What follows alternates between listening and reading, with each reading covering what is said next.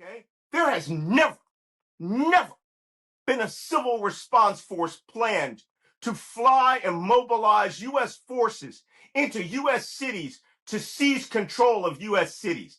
The last time I've heard of anything as crazy as this was in the movie 7 Days in May when they were planning a coup d'etat against the president of the United States, right?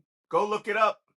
Great movie from the 1960s about the military planning to overthrow the government of the United States because they didn't like where negotiations with treaties with Russia was going.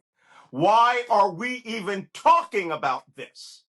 The very fact that there are officers who are not slamming down their freaking stars. People like me, senior enlisted, as I said, I was a senior chief petty officer in the Navy. You are looking at the trappings of my world. We have a phrase in the Navy when you hit a hard place and you're going to have to put your career on line. We call it dropping your anchors.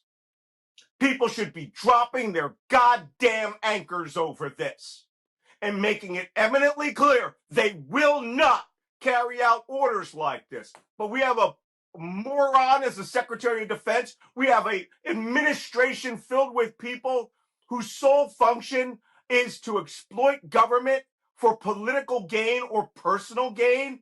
And they've now neutered the senior leadership of the Pentagon. The first 3 people to be fired at the Pentagon were the black chief of the armed forces, the woman chief of the Navy, and then the judge advocate general, the top lawyer in the armed forces, because they made it clear the lawyers who were to advise of what is legal and not legal were being reduced to essentially running divorce seminars on Fridays and were not allowed to weigh in on what the armed forces could do that is legal and proper.